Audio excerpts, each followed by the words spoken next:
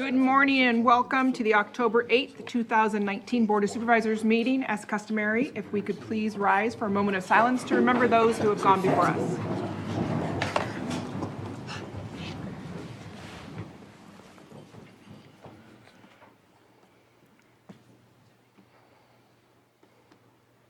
Carol, can you please lead us in the pledge? Thank you, Madam Chair. I pledge allegiance to the flag of the United States of America and to the republic for which it stands, one nation, under God, indivisible, with liberty and justice for all.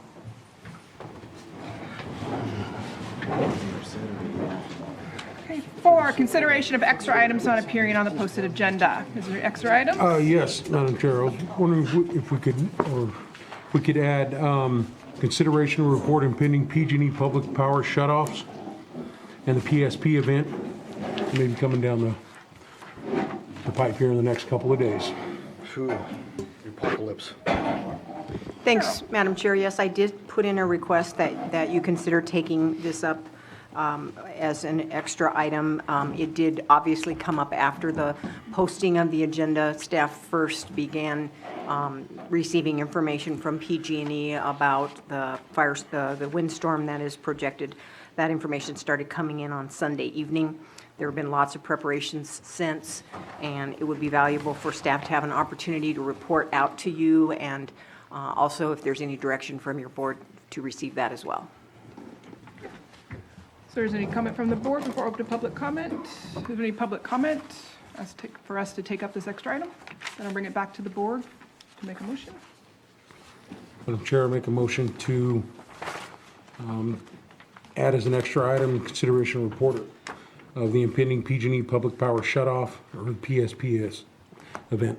Second. Is that a good enough motion, Anita? Because it was put up after, or should he add because we need to add this item? Oh. Because Thank it you. The was, information yes. came up after the And posting of it the has to current be taken agenda. up before the next needs to be taken up agenda, before the which next won't be agenda until the 22nd. Right. Right. So moved. okay. Second. I have a motion and a second. All in favor? Aye. Any opposed? Motion carries. And so, Madam Chair, if you wish to take it up now, I would like to request our sheriff to come up and to kind of give an update on the event, if you do want it now. And I'd also like to request Lars Ewing to come up and talk about our generator status. What is your preference? All right, let's try to see if we can get through the agenda, at least the proclamations, and then we'll take it up. Okay. But I know we have like 3 minutes, so we'll see how this goes. Thank you. 5, approval of consent agenda. Consent agenda items are seen as non-controversial that can be taken up as one motion unless somebody from the board wishes to pull an item. So far, I've been asked to pull 5.8 for further clarifications and questions, or anything further the board would like to pull. Is there any public comment or questions on the consent agenda? Seeing none, I'll bring it back to the board. Madam Chair, I'll make a motion to approve consent agenda 5.1 through 5.7, and then 5.9 through 5.19. Second. I have a motion and a second. All in favor? Aye. Any opposed? Motion carries. Well, 5.8, will that be pretty fast? Because we're, I'd say let's move on with the other stuff. I think a lot of people are here okay, for... well, our issue is we have 1 minute before we can take a public. Okay, I can make it fast. All right. So the reason I was pulling item 5.8... No, sorry, I thought that was a joke. I'm going to try my best. And 5.8 is approved budget transfer for facility completion and counter work space remodel within the Community Development Department, and authorized chair to sign. So yesterday, I had a good conversation with Lars Ewing, which kind of changed my perspective on this item. My reason for bringing this item is because it's asking for a budget transfer for a renovation of a department, which I believe is absolutely needed because it's going to open up for 4 more positions in that department. We need more planners. We need more activity going on up there.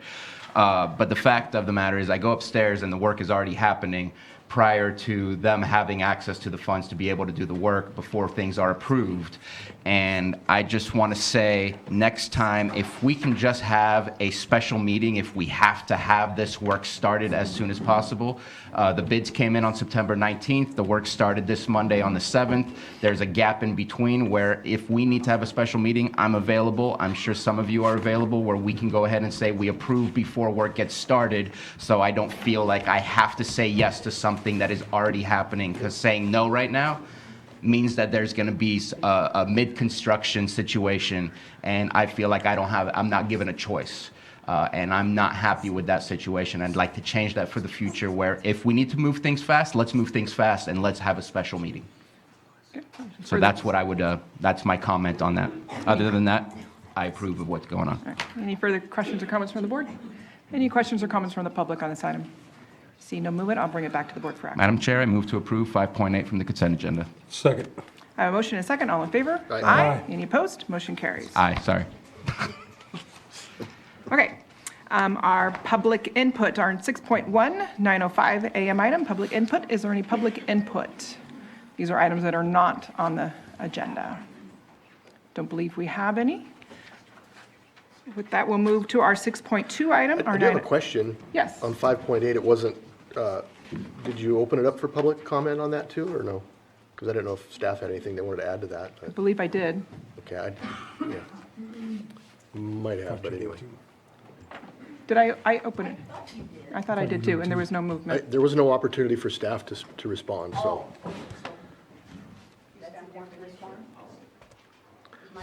So we'll go back to 5.8 for, I make a motion to reopen 5.8. Second. all in favor? Aye. Any opposed? Motion carries. Lars Ewing, Public Services Director. I appreciate the opportunity. Supervisor Sabatier and I spoke yesterday at length. Just one comment to that is that we did have funding approval prior to today, if it is approved. Fixed asset approval was there, so we were pursuing under that previous approval. This amends the budget amount simply into the fixed asset account. So we had been progressing for actually quite some time, over a year, for some of the purchases. So none of the work that has been done up until now was done without your authority. This was basically just to put the money into the budget approved to pay for it. Put The money that was already approved. put additional money in there. Additional to money. account How for much, how much additional? it's 22,000. 22,000. Okay. Thank you. Is there anything further from staff? Anything further from the board? Seeing none, then we will move on to our 6.2 item, our 9:06 a.m. item, presentation of proclamation designating the month of October 2019 as Domestic Violence Awareness Month in Lake County. B, proclamation designating the week of October 6th through 12th, 2019 as National 4-H Week in Lake County. And C, proclamation designating the week of October 7th through 13th, 2019 as Code Enforcement Officer Appreciation Week in Lake County. And D, proclamation declaring the second Monday in October as Indigenous Peoples' Day in Lake County.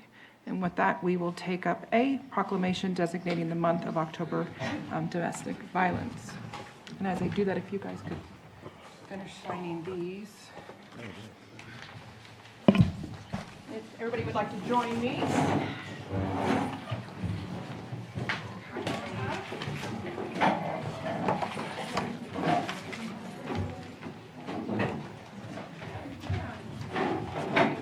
Read this. Good morning, good morning. Oh, there's plenty of room. Come on up. Keep coming.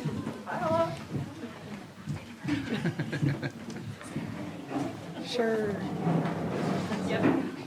Board of Supervisors, County of Lake, State of California proclamation designating the month of October 2019 as Domestic Violence Awareness Month in Lake County. Whereas domestic violence impacts women, children, and men of all racial, cultural, and economic backgrounds, and emotionally and physically scars resulting from domestic violence are often severe and long-lasting.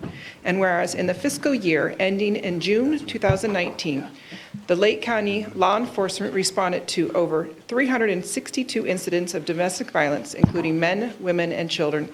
In the past 12 months, the Victim Witness Division of the District Attorney's Office has served over 311 victims of domestic violence, and the District's Attorney Office has prosecuted 352 felony and misdemeanor acts of domestic violence. Lake Family Resource Center responded to 793 crisis line calls, served victims, and additionally sheltered 149 domestic violence victims and their children for a total of 5,458 bed nights. And whereas it is critically important to hold perpetrators responsible for assaults and to prevent domestic violence at every opportunity.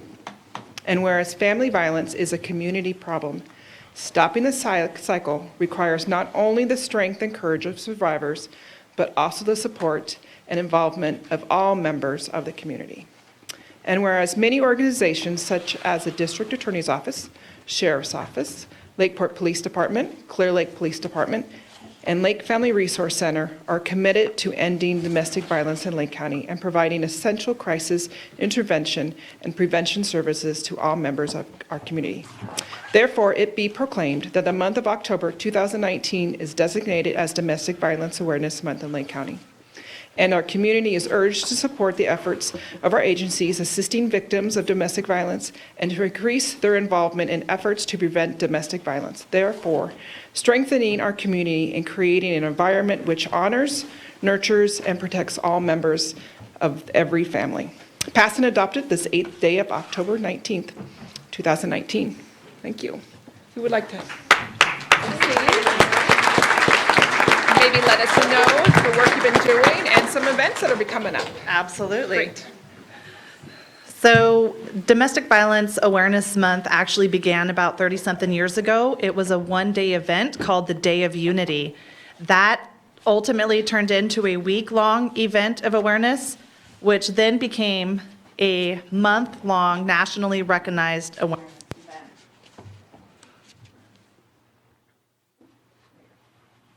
Is it on? There you go. Okay.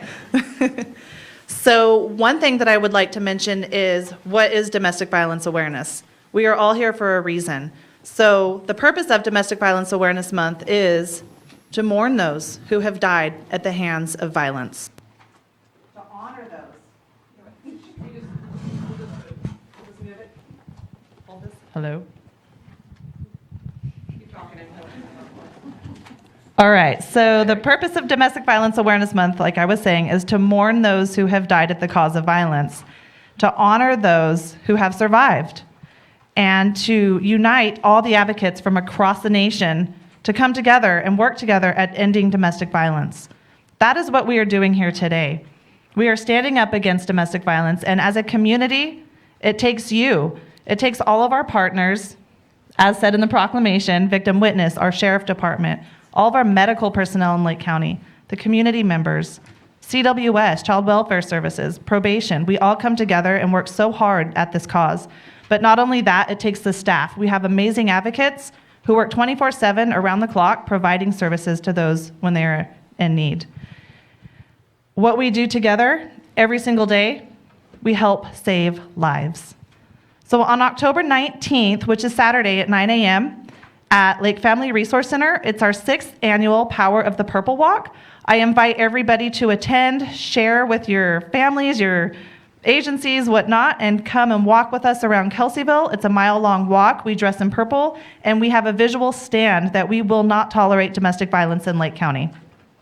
So I would like to thank the County of Lake for proclaiming October as Domestic Violence Awareness Month. Thank you. Anybody else want to say anything? Picture time.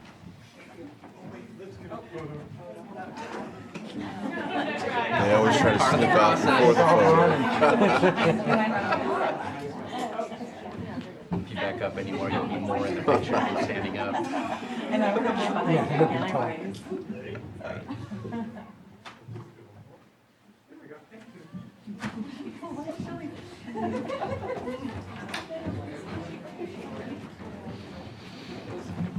Yeah.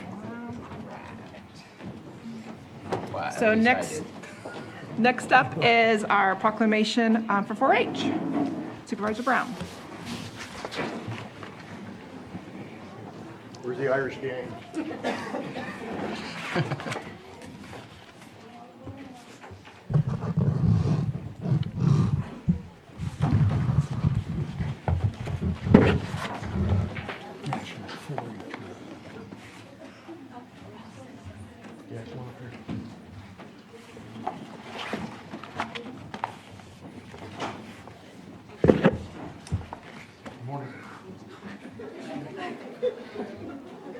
So it's my honor once again this year to offer this proclamation on behalf of the Board of Supervisors, designating the week of October 6th through the 12th, 2019 as National 4-H Week in Lake County.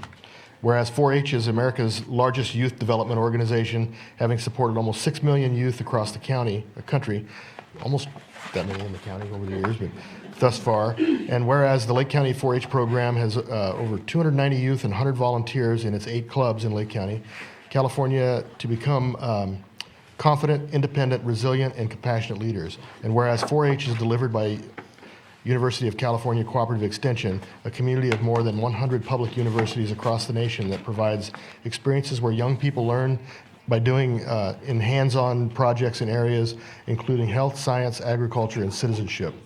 And whereas California 4-H is led by University of California Cooperative Extension, the research and outreach arm of the University of California's Division of Agriculture and Natural Resources.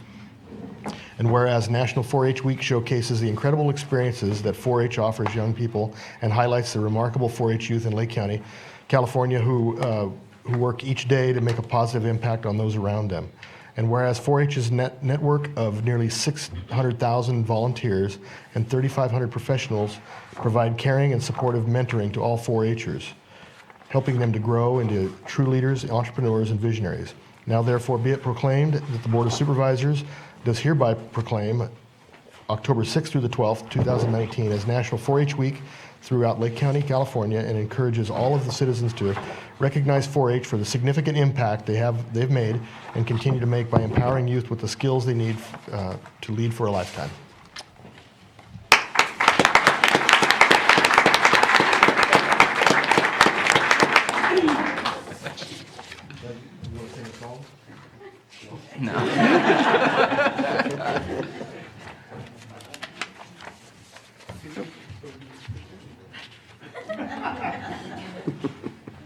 Part of the deal.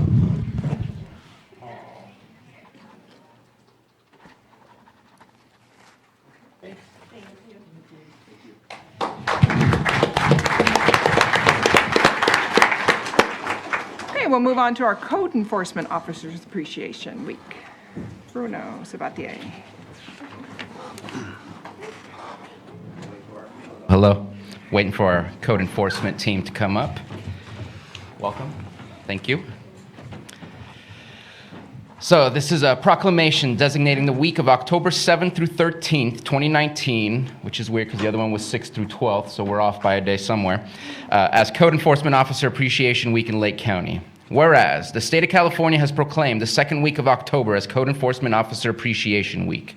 And whereas code enforcement officers provide for the safety, health, and welfare of Lake County citizens through the enforcement of local, state, and federal laws and ordinances dealing with various issues of building, zoning, housing, animal control, environmental, health, and life safety. And whereas code enforcement officers have challenging and demanding roles and often do not receive recognition for the job they do in improving quality of life for residents and businesses of local communities. And whereas the role of many code enforcement officers has expanded in recent years with jurisdictions increasingly relying on the expertise and training of code enforcement officers in their communities. And whereas code enforcement officers are dedicated, highly qualified, and highly trained professionals who share the goals of preventing neighborhood deterioration, enhancing communities, ensuring safety, and preserving property values through knowledge, training, and application of housing, zoning, and nuisance laws. And whereas code enforcement officers often have a highly visible role in Lake County and regularly interact with the public and a variety of federal, state, county, and local officials in their capacity as code enforcement officers. And whereas Lake County wants to recognize and honor the code enforcement officers that serve our community and acknowledge their role in leading the way to improve quality of life within our community. And now therefore be it proclaimed that the Board of Supervisors of the County of Lake hereby proclaims the second week of October in 2019 and annually thereafter be known as Code Enforcement Officer Appreciation Week in Lake County. Signed by our Chair, Tina Scott.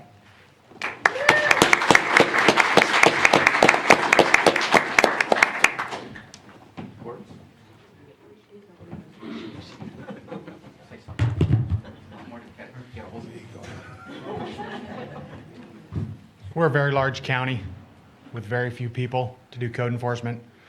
We're out there every day trying to make Lake County a safer, cleaner, and compliant county. And I just want to thank the board for recognizing us, and we'll be out there every day doing the job that you all expect.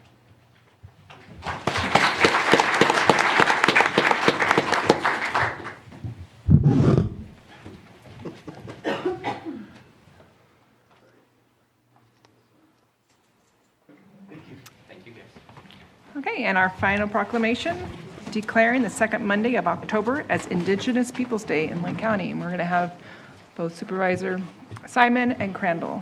Oh, I have this thing on.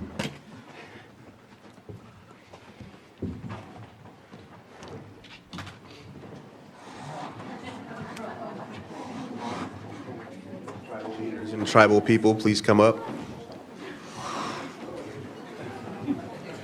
Is this going to go out on me? All right. Is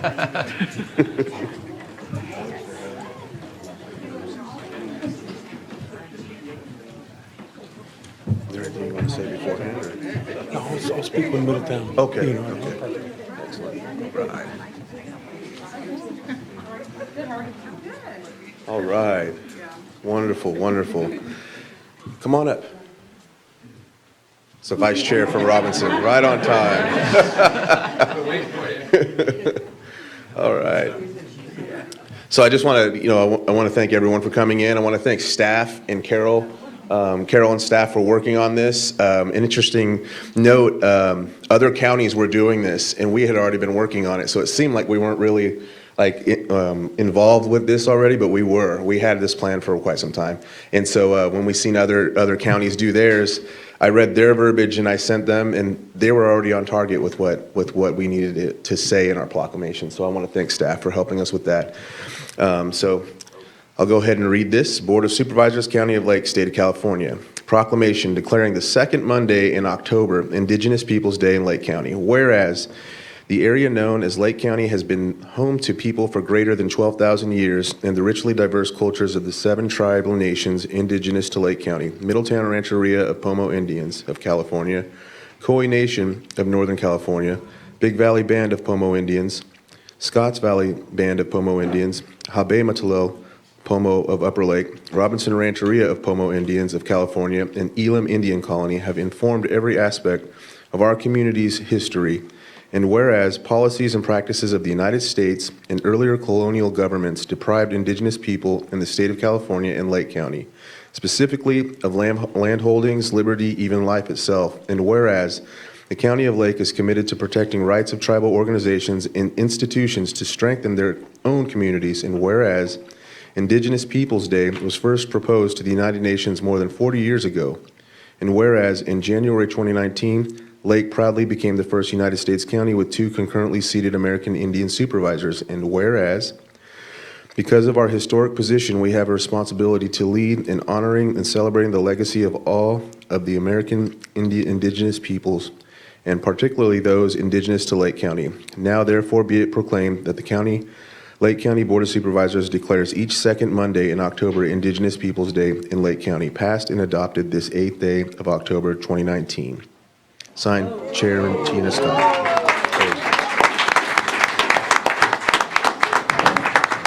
And so what we'll do is we have enough for each tribe, and so what we'll do is we'll give a chance for each tribe to have theirs, and if they want to say something. So.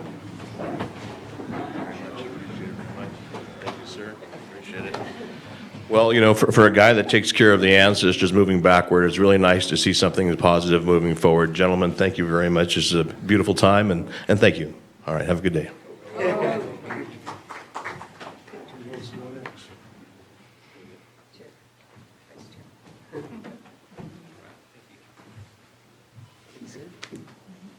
It's a long time coming, and thank you from Robinson.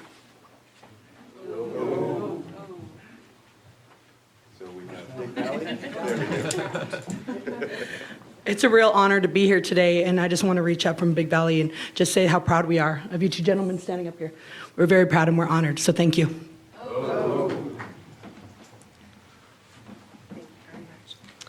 On behalf of Hupaimental Pomo of Upper Lake, I'd just like to say thank you to both of you, gentlemen, and the Board of Supervisors.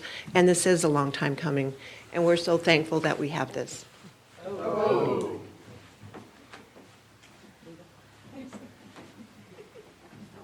Again, it's a proud day for our people here. We have over 25,000 years of history here, and it's been so great. Thank our supervisors, and most importantly, our Native supervisors. You really proudly represent our people. Thank you.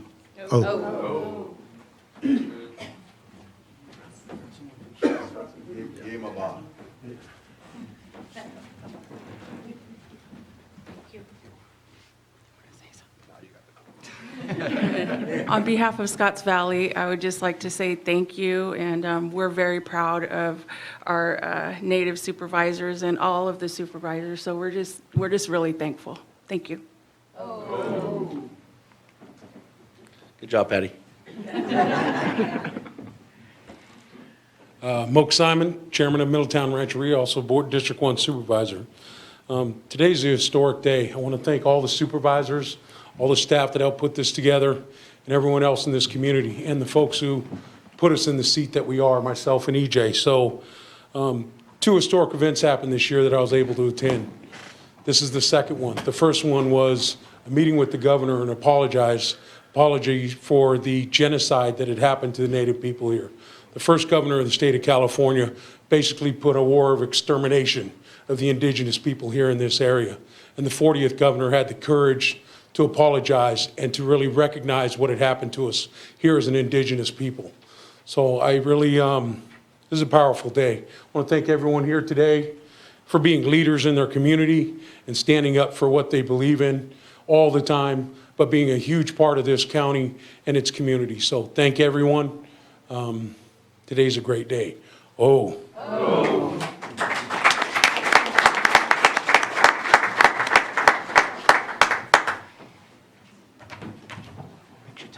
You know what, I'm going to talk a little more like I always do. One other thing too, I want to recognize all the indigenous veterans. I know that we have a veteran back here. I know EJ's a veteran. Anyone else a veteran in this group? Right here, Lyle, who is also one of our long-term law enforcement officers here in the county, which our young kids look up to, and I myself look up to. So thank you very much for your service for this country. I just wanted to say that. Thank you.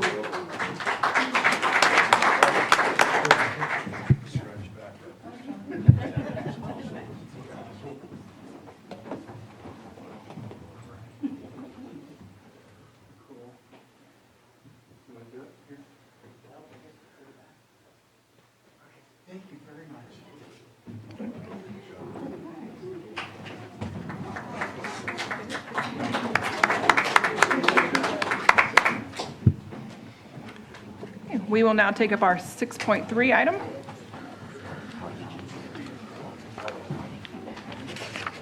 Our 9:15 a.m. item, consideration of continuation of a local health emergency in order prohibiting the endangerment of the community through the unsafe removal, transportation, and disposal of fire debris for the Mendocino Complex fire.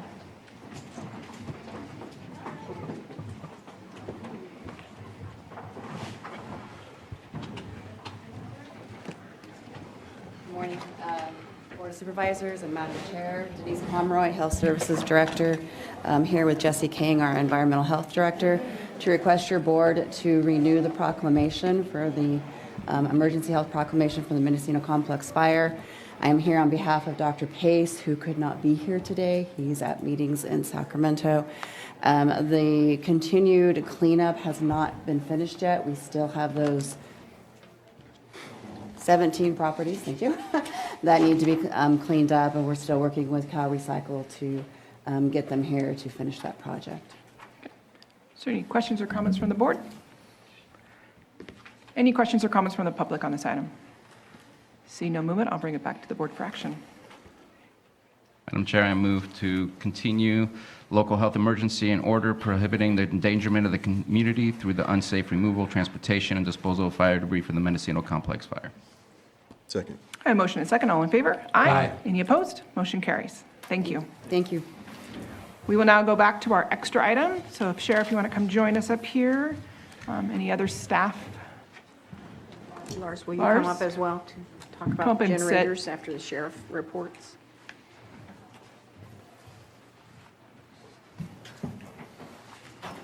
Thank you, Sheriff, for being here. Absolutely. Good morning. Thanks for having me. And I'd like to thank the admin office for putting this on the as an extra item. On Sunday night, I was contacted by PG&E. Several of us in the OES were contacted by PG&E to notify us of a what was then described to be a highly likely public safety power shutoff as a result of a weather system that was coming in. As of Sunday night, we were placed in the high risk, a group of 21 counties that were considered high risk for experiencing a public safety power shutoff. What they define that as a 75% chance. The talks now indicate that it's all but likely a certainty that it's going to happen, at least for Lake County and many, many more counties. This was called in response to some weather forecasting done by NOAA and the National Weather Service, their PG&E's own meteorologists, observations of weather conditions, and what they indicated was that the weather conditions mirrored almost exactly the weather conditions present in October of 2017 when the North Bay fire complexes broke out. And the fire that impacted us that year was, of course, the sulfur fire, in which we lost quite a bit of homes and structures. Lake County continues to be in scope for this fire event. And what they're predicting is a series of high winds that will come through, along with single-digit humidity. The weather event is expected to start early tomorrow morning around 4 a.m. And with that, PG&E plans to cut off power in some areas around that time, and even earlier, maybe as early as midnight tonight in some of the northern areas. And Lake County, I anticipate that Lake County will be included in that. We'll have more information on one of our conference calls with PG&E. PG&E's communications have been routine, regular, and reoccurring. There are conference calls that we've been able to dial into, along with approximately another 400 participants throughout the state. This is going to be a very large scope event. The most recent numbers that we have indicate that over 640,000 customers are to be impacted as a result of this. The rule of thumb indicated by PG&E is that if you use a 3-to-1 ratio of people per customer, that's the number of people that are likely to be impacted. So we're talking well over 1.8 million people. In Lake County, that translates to, it was initially 24,000 customers. They've upped that number a little bit, but when you do the math on that, it impacts almost the entire county. I expected the weather, or the impact maps that were put out to actually encompass the entire county, but we got a little bit of a reprieve, it appears, in the Kelseyville and the Riviera area as far as areas that will not be impacted. For the public and for the board, the PG&E website has a feature available that you can go in and type in an exact address and find out whether or not that exact address will be impacted by the public safety power shutoff. The weather, or the coverage maps that are available, they said along the borders of those maps are very imprecise. So if you are in an area or interested in an area that's along the border of that area, do type in the address, and that will give you a positive answer one way or the other. On this morning's regularly scheduled conference call, they indicated that they absolutely expect damage to be caused to some of their power lines because of this weather event. They also expect that there will be power outages as a result of the weather system that aren't a result of the public safety power shutoff, and it's likely to result in some confusion for some people because areas that aren't in the scope of the public safety power shutoff may experience power outages as well. The weather event is supposed to last until Thursday around noon. That's when they anticipated the all clear signal to be given. Once the all clear is given, they can start their inspection of lines. I think there's several hundred thousands of lines or miles of lines that they need to inspect. That coupled with the large scope of this event, as well as the lack of daylight hours available to do the inspections and the repairs, has caused them to project up to a 5-day window of time before complete restoration of power is done. That doesn't mean that in 5 days everybody's power that got shut off will be turned back on. They said there will be stepped restoration of power, identifying critical infrastructure first, identifying high needs, high density population areas, and they expect that some of those areas, some of those customers will have power restored well before the 5 days, but it could be up to 5 days before all customer power is restored. In Lake County, we've of course been having discussions. We've been talking about the possibility of public safety power shutoffs after last year's event for several months. So we've been in contact with stakeholders throughout our communities. It includes schools, our city partners, our various county departments, other organizations that provide services, that provide care for our medically fragile population. And the messaging has been fairly widespread. I would hope that anybody that is going to be impacted is at least made aware of this and has taken steps to prepare either themselves individually or any entities that they represent to get ready for an event that's going to very likely include at least a couple days without power. With that, I will turn it over to County Admin and Lars for impacts on county operations. Yeah, I was hoping Lars could give an update on our generator status in our various facilities, and then I'll make a few comments about the preparedness of our departments. Lars Ewing, Public Services Director. We do not have generators at every building. I think that's an obvious statement, but I want to make sure that it is clear. Under board direction earlier this year, we pursued generators at various facilities. Some are in, some are not. Those that are not are in various states of progress. I can go over those in detail if you'd like, but to talk about the ones that are in and ready, first off, where we're sitting right now, the courthouse is ready. Everyone keeps asking me, will the power come on? I say the anticipation is that it will if PG&E power is shut off. If I say that it will and it doesn't, I mean, things happen, but the anticipation is that it will. We have done a test. The building is operational under the generator.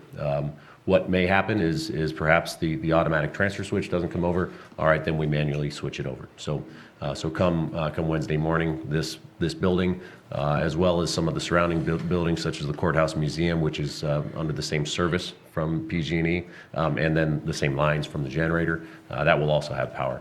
The district attorney's building as well. So we, where we sit now, which is the elephant in the room, so to speak, with county facilities, that this will have power.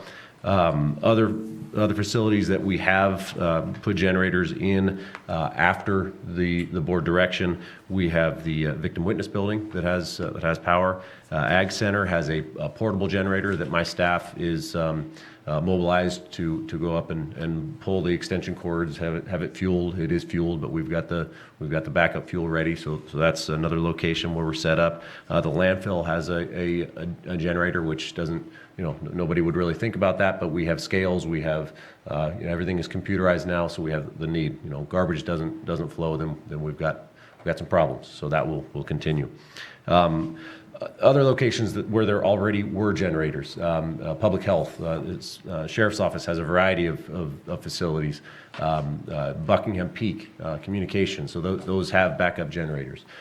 Where do we not have them? I probably should have started with this because I'm ending on the negative note, but social services. This one is unique in that the generator is in place. What we are waiting on is coincidentally enough, the need to shut down that building to make the switch over, to actually run the lines for the electrician to connect. So we're taking this opportunity to do that tomorrow.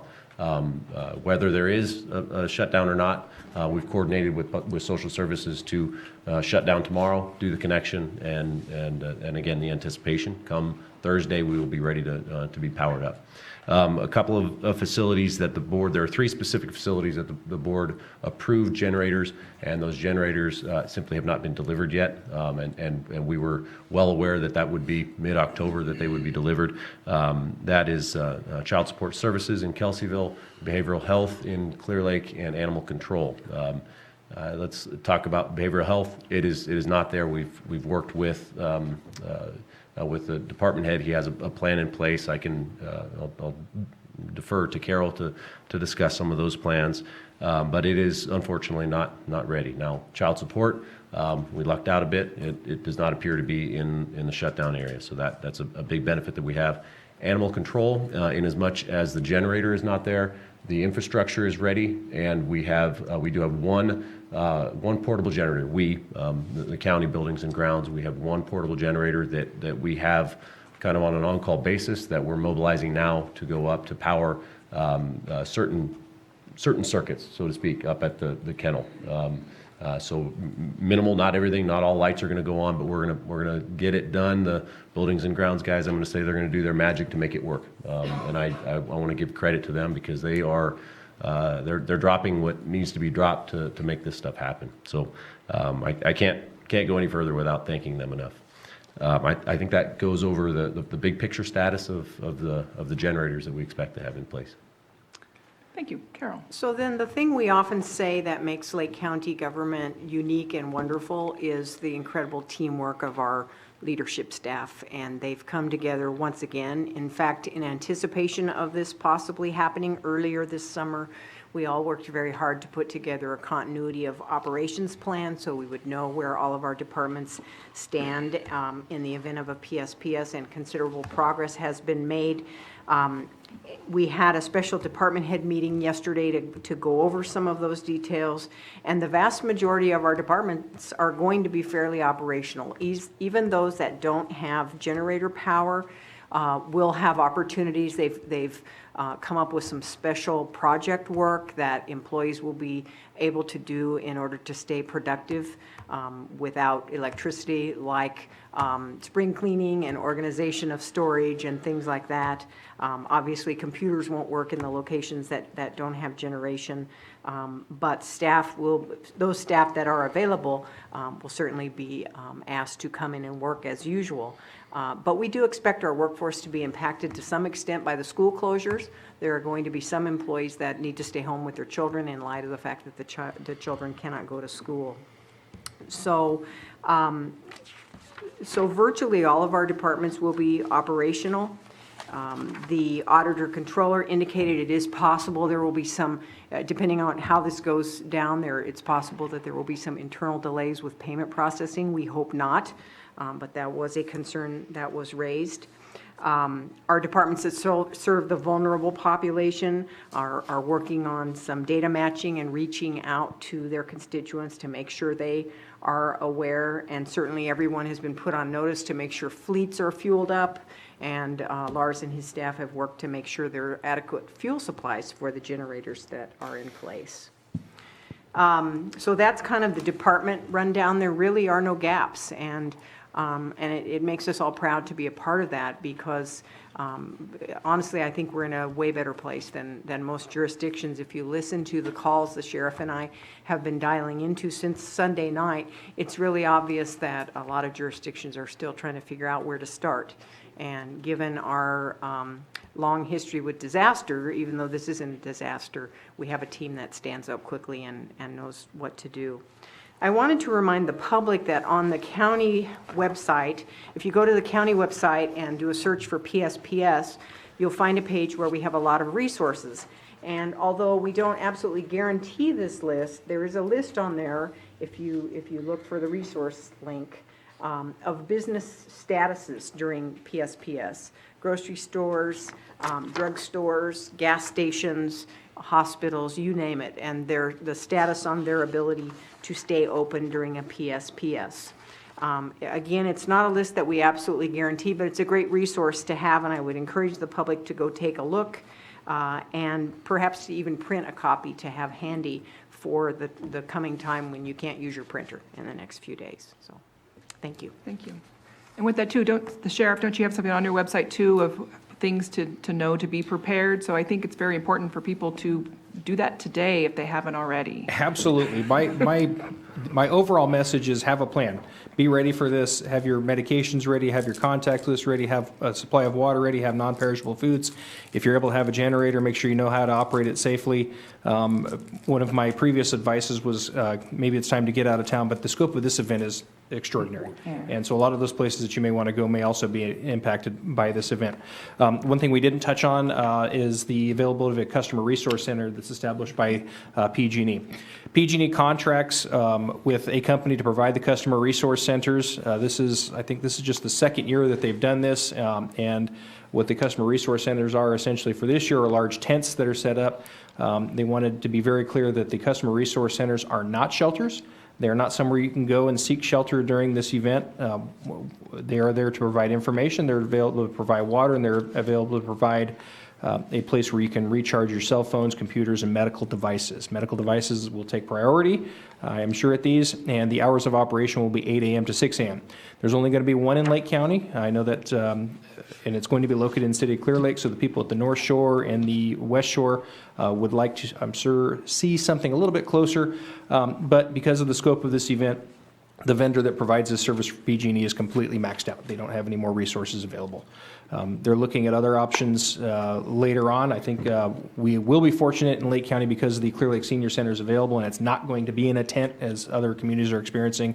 But again, the hours will be 8 a.m. to 6 a.m., and it is expected to open up tomorrow morning at 8 a.m. Back to having a plan. I want to really stress to the public that if your plan for a public safety power shutoff is the power doesn't come on, I'm going to call 911, your plan is inadequate. You need to have made plans, hopefully before this point. This shouldn't come as a surprise. We are going to be tapped out helping people that are truly, truly in need. So hopefully you've made plans, you have water available, your gas tank is full, and you have some alternate light sources available for when the lights do go out. Supervisor Sabatier? And I believe you corrected it, but I just want to make sure it's 8 a.m. to 6 p.m. Yes. And not open during the night. That's correct. Okay. I did want to ask one question, and I see that Mr. French is here. Should we be asking our staff to shut down their computers just in case there's any kind of surge or anything in that switch between normal electrical coming from PG&E to our generator kicking on? I think it depends a lot on what time they shut the power down. I mean, if they shut it down the night before, then that would be really helpful. But if we're not entirely sure, I'm not really sure what to advise staff on at that point.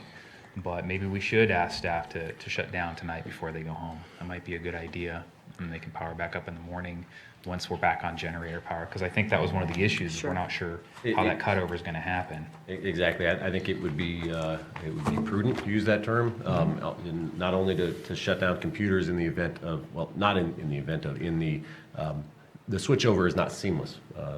Power goes down from PG&E, power goes out in the building, then the generator kicks in. It's not a blip where you might see a little blip on your computer screen and it goes on. There's a shutdown, and then we fire back up. So we did discuss that yesterday in the department head meeting, and one of my plans today was to department head by department head ensure that is understood. But it also goes beyond just the computers. While we're running on generator power, and for that matter, when we're running on PG&E, let's try to minimize the use of electricity, whether it's desk lamps that may not be necessary, heaters under the desk that maybe shouldn't be there in the first place, certain things. So let's try to be as energy efficient as possible. Aside from the cost savings, it does draw down the load on that generator. We anticipate, again, that generator is sized adequately. And I mean, I have all the confidence in the world that generator is sized for this building, but we do need to reduce that load. Also, the last thing that I think is important to touch on, Carol mentioned it, we do have not only topped off the generators fuel-wise yesterday, we have plans in place to refuel them with the fueling companies on Friday and Saturday. So that goes for both the diesel generators and propane. And that was going to be my other question, is with this expectation of potentially 7 days, do we have a plan for refilling, or how long do we expect these generators to last? Yeah, it varies depending on the generator. Give you an example, the district attorney's generator that is currently, well, not currently running, but currently in place. When we did a switchover a couple of weekends ago, it took down, I think, 10% over a day. So theoretically, that would be 10 days.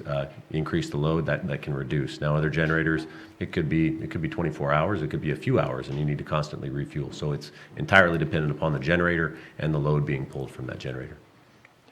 Is there any further questions from the board? Supervisor Simon. Just, Brian, I have a specific question for you. I know yesterday when we were on the call, there was a mention about the jail generator or something having a little, weren't sure on that. Is that been cleared up, or? During the Mendocino complex, when we lost power, there was a blip out there where power was momentarily shut down during the evacuation. The contractor was contacted. They advised that there was some sort of part that needed to be replaced. It's been replaced, so we anticipate that it will run. One thing that was that I found very useful as far as information that Lars brought up yesterday was that all these generators, or most of the generators, undergo routine testing. So once a month, we'll run them for 15 minutes or so. Yeah. So out at the 911 center, the EOC, at the sheriff's office, these all run for about 15 minutes. That doesn't necessarily mean that they're going to run for an extended period of time without hitch. So I think you use the comparison to you start your car every so often to keep the battery charged up, keep the gaskets lubed. But if you take it on a long road trip, you might have some problems. So we don't know what's going to happen. There's no way to find that out until we go through it. So we all we've been encouraged to come up with contingency plans and to be ready for the event that a generator does not shut down. The jail itself is on the same circuit as the hospital. It's identified as one of the critical infrastructures, so when restoration is in progress, I think those are going to be some of the first places that are going to be restored, as that's a concern for all of us. Thank you very much. Thank you. One other thing, just out to the community and everything. I know there's been, some folks believe this may not happen, but, and I've heard that more than often about, they're just like last time. This time it seems a little more critical. They haven't made the final call. I know we'll be on those calls listening, but my message is please be prepared. Be prepared, like Brian said, have a plan, everybody else. But there are still folks as of yesterday that I were having conversation in the community that still don't believe it's going to happen. So I just want to reiterate, let's hope it doesn't. But what we're getting is this is a real potential of going down for multiple days. So please take it serious and be prepared. That's all I have. Prepare for the worst, expect the best. It's a power outage. It's not the end of the world as we know it. Right. Is there any comment? Well, I just want to make that clear. For some people, it may be the end of the world.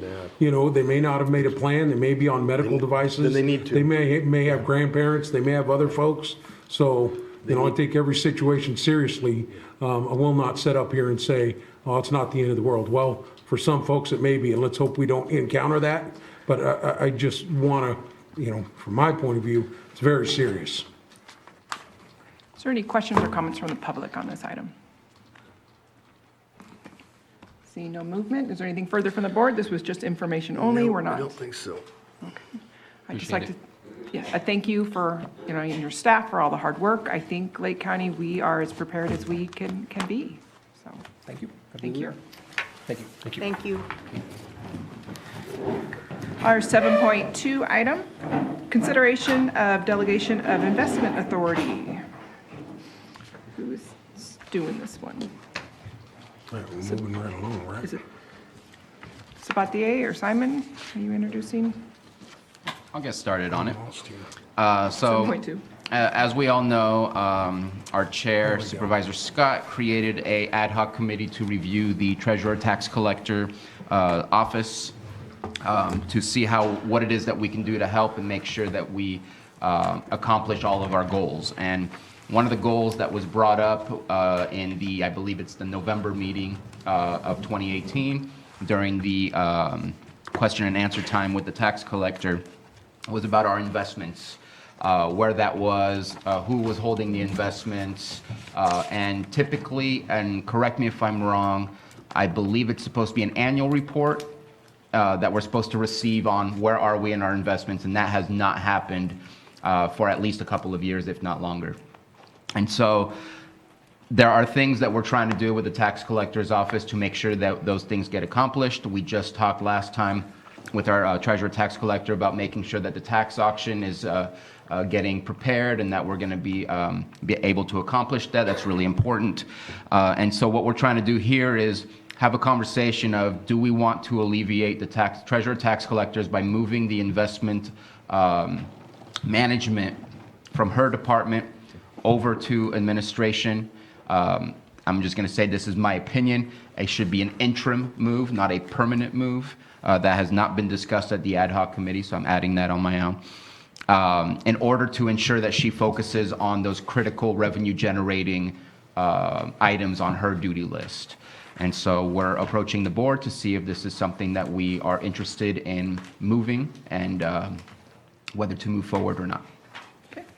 And that was a brief summary. Yeah, absolutely. And I think in the overall general discussion with the ad hoc committee, you know, what we were talking about, which we always have, is potentially looking, if we can move it over to admin and potentially look at some outside agencies that may be able to be licensed investment firms that could maybe help us out with this. It could definitely help take some of the strain off our tax collectors so they can focus on some of the other things that they have going on in the office. I think it's a good general discussion. That's ultimately up to the board, but it is under the board's purview to make a decision, hopefully in the best interest of everybody in this county and our employees in the investment committee. So I think it's general good discussion, and I'd like to see what the board feels about that. And again, I just want to reiterate, this is not meant to be a slap on the hand for our treasurer tax collector. This is a attempt to help our treasurer tax collector be able to accomplish the other goals that they are struggling with as a team. And so this, to us, was one of those that typically is done by an outside contract, but at the same time, we're not receiving the annual reports. We're not, and I know there was a conversation in November about the investment committee, which would make it more of a transparent way of following how those investments are working. And so that there's things that haven't been done that can be done that we feel can be moved temporarily and then moved back once things have been settled over at the tax treasurer. Okay. Carol, did you want to, or did you, any of your I don't staff? have anything to add at this point. I'm just interested in the board's discussion. Any other further discussion from the board? Tell me again who was on the ad hoc committee? Moak and I, and Carol. And staff. And staff? Yeah, and Patrick has contributed Okay. as well. That's what I wanted to know, who all's on. Was Kathy involved in that? Kathy Sederland at all, or? Not on this topic. Yeah. We met with her earlier on some earlier work the committee was doing. Okay. Just curious about her take on stuff, only because of her long-term involvement with investments and the outcomes and all that with the county as well. Yeah, that's an And excellent point. As far as we're concerned, at this moment in time, she has not been involved, and it's been securely held in the tax collector's office. Now, you mentioned Supervisor Sabatier possibly moving it to administration. I do believe it would be within your board's authority to move it anywhere you chose. Right, right. When we looked up the rules and regulation, it does not specify that it must be in the treasurer tax collector's department. It actually does not specify any specific department where the investment management needs to be. Patrick, would it be helpful at this point for you to speak to how it's typically done in other counties with a investment, pardon me? A consultant who's managing the investments and has certain requirements under contract? Sure, I can speak to that to a certain extent. It's different in larger counties versus smaller counties. In my experience, a lot of smaller counties do use an outside consultant, whether it would be in the treasurer's office or through the board directly. Smaller counties don't have investment staff in-house as larger counties do. So these larger firms are able to help not only with asset allocation and strategy, they're also able to assist with reporting and doing a lot of the sort of grunt work that the smaller county departments have to do on their own. So that's, in my experience, what I've seen, where sometimes the outside contractor can provide an advantage. And Anita has a clarifying point also about your board's authority. Well, and I should say, I haven't looked at this in any depth, but I am looking at 53607, which states the authority of the legislative body to invest or reinvest funds of a local agency or to sell or exchange securities so purchased may be delegated for a one-year period by the legislative body to the treasurer of the local agency. Now, that's not to say that your board can't contract with whomever you want to provide advice and to handle various aspects of this. But at least under this section, and staff may know if there are subsequent sections that modify this provision. What I would say in response to that is that no matter what model is chosen, the treasurer's office still retains a major role. They're still handling wire transfers and the distribution of funds. The outcome, but the Yeah. ability to invest and reinvest, the delegation goes to the treasurer of the local agency. Again, that doesn't alter or affect your board's opportunity to contract with consultants and fiscal advisors for your own behalf. That's a separate issue. So the purpose of today's discussion is really exploratory in nature to find out if there's interest in a majority of the board members to come back soon with a plan to make change here. Needless to say, the treasurer tax collector would need to be a part of the follow-up discussions before coming back to you with the plan, and certainly the auditor controller would be invited to the table. The treasurer was invited today. I'm surprised to see that she's not here. Supervisor Brown?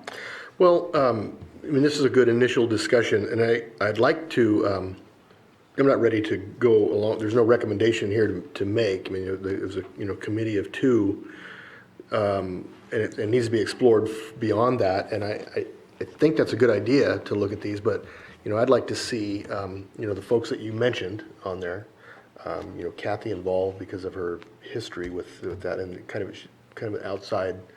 She has been handling the investments, so she could offer that. But I'd also like to see someone on the committee from the private sector that has experience with investments just for that purpose, not government type. And I think we can find somebody that can do that to come back and then make a, I want to see something up here that shows, the last 15 years. What was our investments? How have we done? What could we have done differently? I want to see that. We don't know. We don't know what that is. I know typically we've been in better shape. Our investments have been fairly conservative, and I think we could have invested more, but they haven't been risky. And so sometimes that's a better approach than making a ton on your investments in a year or two and then losing a ton the third and fourth year. So I'd like to see some projection, some history, and then some projections as well. And I think that can be done before we make any firm recommendation on what we should do with that at all. I think therein lies the problem. We haven't gotten the annual history, so I'm not sure it's going to be possible to have you provided with the information that would show you how the investments have performed over the years. So, okay. I appreciate it. Just so we can, kind of parse the words here, you're not sure we can do it. Are you saying we can't do it in a nice way? Well, we haven't been able to obtain that information on a year-to-year basis, so I think it's doubtful. Is it because it's not available? I mean, I want to get to the bottom line here. You're supposed to get an annual report of investments. You haven't been getting one. Okay. Is it because we haven't asked for it, or it's just the information is not out there available? We have no idea where It's prepared by the tax collector treasurer to whom you've delegated that authority. Okay, so it is available. So you'd have to ask her. I have no idea. Okay. Well, we need to look at that first, so. Supervisor Sabatier? And what I would like to say is I don't disagree with what you're asking for, but I think that's exactly what the investment committee is all about, and I wouldn't mind having some public members on the investment committee as well. That committee should be able to bring to help us make the decision that we're confronted with today. I think that we can lead it towards a place where we have better knowledge, better coverage to understand how our money is being invested, whether we need to invest more, invest less. Right now, diversify, whatever. I know that we've been requesting for the report and we have not received it, and so there lies part of our problem of our knowledge of where we stand. But I really believe that, I know today we're not making any decisions, but I would like to say that I would like for us to come back to this board with what it would look like moving it from the treasure tax collector to somewhere else, to get the feedback from the auditor controller and the tax collector on that change, and also to bring up to us the idea that no matter what, we need to create this investment committee to ensure that there is oversight of what is happening and it's not being held in a single person's hands right now, which leaves us in the situation where we don't know any of the information of what's happening. And I think it's important, since it's public money, that we know exactly what's going on with those funds and how we're choosing to invest it. And right now, that is not the case. So that is what I would like to see this board do today, so we can come back, have the discussion on a specific movement from treasure tax collector. I suggest we move it as an interim basis to the administration, and then make sure that no matter what the situation, if we agree or not to that, that we make sure that we have the investment committee created. Supervisor Simon. Yeah, I'm in agreement. I definitely would like direction to staff to come back with other options with the investment committee. You know, it is our fiduciary duties to make sure that we're doing this in the right way. And currently, you know, the way I read 53607 here, with the delegation of this authority to the tax collector, we're not only supposed to get yearly updates, we're supposed to be getting monthly updates on the investment. And that's a requirement, and it hasn't been happening for years, from what I understand, since I've been on the board. I haven't seen anything, and anybody else who's been on the board longer can maybe say, can tell me differently if that happened before we came on the board. So definitely a concern, but I would definitely like to see if we can get three of us to give staff direction to come back with some options on this investment. Okay, so I missed that one part you said about what we've done in the past. Yeah, what I was saying is I've been on the board for almost 3 years now, and I haven't seen a report. And previously, Rob, maybe you can update when It's when been the a last while. one is good. The only thing I Come can on. recall is when Sandy Kacharos was in there, that we had some reporting that was done at that time. In fact, there was some, we actually changed banks because there was an opportunity for a better deal on the bank with interest and all that kind of stuff. So, but that's been a while, yeah. Yeah, I think that's about right. And in fact, when your board was discussing related issues and looking at the investment policy itself, correct me if I'm wrong, Supervisor Sabatier, but didn't we find that it had not been updated since 2013? I don't remember the exact date, but I know it had been a It while. was around there, and so I think this information has gone dark during those years. And I believe also from the information we gathered that the investor that we had contracted to work our investment, to manage our investments, had been one that had been dropped by many counties and is not really an active investor. We want to go with somebody that we're going to be able to have a future with and relationship with, and make sure that we can ask and receive any reporting that we should be receiving. So I think it's an item that I think is not a direct thing that we see every day, that we have kind of allowed to slowly dissipate, and we need to bring it back to the forefront. It's public funds, it's our county's investments. We need to make sure and manage those correctly. I think my only question, I know we've been putting a lot of work on administration. Do they have the capabilities to be able to take this on, and who in that office would be, you would think that would be? Well, if it led to us securing an investment consultant that would manage our portfolio, it would, I assume it would be staff's job to basically anchor that agreement, and it would be the responsibilities of the contractor to prepare and submit the reports that have been absent all these years. So if it's structured that way, yes, I would think the admin office would have the time, and that would probably be a role of Patrick as our tax administrator. Okay. Supervisor Sabatier? And I agree with your question. There is a capacity that comes along with this. I think the beginning is going to be a lot harder than 6 months later or to a year later down the road. If and I hope we do, the committee is created, that's going to have a little bit of an effect on making sure we meet on a regular basis, whether that's quarterly, monthly, I'm not sure. But just to get it started will take a little bit of an effort. And then maybe doing an RFP for different contractors will take some effort there. So there's definitely some early efforts that will be needed, and afterwards I'm imagining that once it's in order and once it's we have somebody that we know that we can get the information from, that should smooth things out as far as the amount of capacity that will be required. But I know from working with administration staff, Patrick has been really good at bringing us the information and doing some research, and I appreciate that. So I think that he definitely has had some experience to be able to provide some help and assistance on this. Okay. Is there anything further from the board before I open up to public comment? With that, open up to public comment. Is there any public comments or questions on this item? Okay, see no movement, I'll bring it back to the board for direction or a motion to.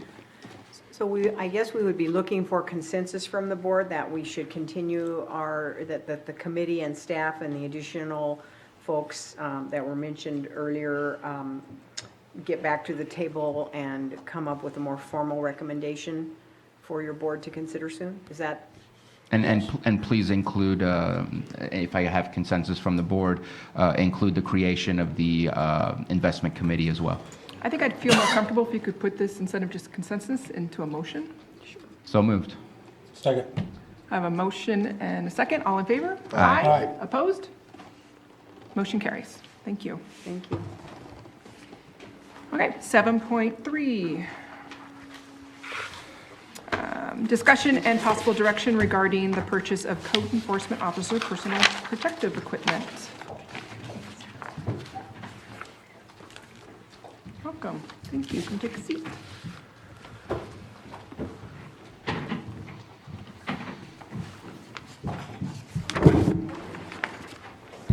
Good morning. Thanks for your time. Good morning. Andy Williams, Code Enforcement Manager, has prepared a PowerPoint presentation on this item. So before we get to the PowerPoint real quick, I spent a lot of time looking into officer safety and the best way to stay safe when we're out in the field enforcing the Lake County ordinances and codes, the laws of the state of California, Health and Safety Code, and the California Vehicle Code. A large number of our sites. Andrews, move a little bit forward so we're sure the mic is picking you up, please. Okay, there we go. Sorry. Thank you. towards you even. Thank you. A large number of our site visits are reactive, not proactive. We get complaints from neighbor A about neighbor B. When we get on site, the people are not happy to see us. They can be hostile, they can be confrontational, and in very rare cases, aggressive. It's not possible for us to have law enforcement with us on every site visit or to call them at a moment's notice and get them to us, expeditiously due to they have low staffing. They may be on a more priority call on the other end of the county. Yes, we can walk away, but that doesn't always happen. Our cell phones are spotty at best in Lake County, as you know. They don't always work. We do have radios in our vehicles, but our vehicles are sometimes up to 50 to 100 yards away from us when we're dealing with these different cases. I checked with 5 other agencies, which will be in the PowerPoint, to see what they're using for personal protective equipment for their code enforcement officers. I also contacted the California Association of Code Enforcement Officers to see what their best practice ideas were. Out of the 5 agencies, they consider the Code Enforcement Officers Association of California the gold standard for California. They offer training, they do statistics. Their whole goal is code enforcement. Their database proclaimed that 63% of all code enforcement officers have been assaulted in some form, from as simple as a push and a shove all the way up to homicide. 2 years ago, a code enforcement officer in the city of Sacramento was called to a site visit to re-inspect a property by the property owner. When she stepped up on the porch, she was shot in the chest and killed. I thought that was in Utah. There was one in Utah as well. So it was identical. scenario, yeah. Yeah, and there's many, many more cases throughout the United States. I just picked one that was in our state. We ride along with the Sheriff's Department weekly. It's a program that Sheriff Martin and our department has set up. Works great, but we can't have law enforcement with us every day at every site visit. We do search warrants on a regular basis with local law enforcement and state law enforcement. They do clear the scenes, but as they tell us, be very careful, be very aware of our situation because we don't know who's on the hillside with a weapon. As a code enforcement manager, my number one concern is the safety of my officers. And that's why I'm here today, to see if we can get some basic personal protective equipment as well as some basic training in officer defense tactics, situational awareness tactics, and so on. As far as the PowerPoint goes, talks about the 63% of code enforcement officers have been assaulted. A well-trained and equipped code enforcement officer is a deterrent in itself. Code enforcement work alone probably 80% of the time, and sometimes we contact multiple subjects at a property. Law enforcement has the ability, when they get on scene, to run people's identifications, find out their backgrounds. We don't know who we're dealing with on a case-by-case basis. The county code enforcement officer routinely work with law enforcement. I already went over that. And proper training and equipment for protection is the best practice. Here's the 5 agencies that I contacted: City of Clear Lake and what they're issuing their officers, our Lake County Animal Control, Mendocino County Code Enforcement, Yolo County, and Sacramento City. I had a long discussion with Sacramento City's code enforcement manager. They started wearing body armor and portable radios because they had an 85% assault rate of their officers in the last 2 years. If you don't mind my interjecting, I was just talking to the Clear Lake Code Enforcement this morning. I've also just been given, with a new policy and training 2 weeks ago, they obtained tasers. So, just to add to your list. Great. This is my proposal, that we start with body armor. I have spoken to Sheriff Martin and to his patrol captain, and they were in agreement with this. Their request was that we have the vest clearly marked code enforcement. Portable radios, we already have a channel for code and building that we've had for years, we just haven't been using. That will keep us in contact with ourselves within our unit, as well as be able to switch to the Sheriff's Department frequency if we got into a situation where we needed help immediately. And of course, officer safety training through the California Code Enforcement Officers Association, which they offer it throughout the state many times a year all over. And then possibly in the future, pepper spray with the training that goes along with that. And that's not just for people, but it could be used for vicious animals. The body armor, this is a breakdown of what it covers. The ballistic protection, spike protection is basically wedged weapons, knives, things like that, and the price of those. And the company that I've been talking to, they sent me one so that I could show you if you would like to look at it. The radios, I got the quote through the company that the county uses, Precision Wireless. And this is the breakdown of the costs for this equipment and training. And I spoke with our bookkeeper, and we do have it in the budget, and I believe that's in the memo.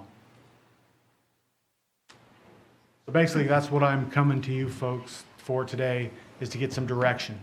Would you be able to go back to the proposal so that we can look at those specifically while we discuss it?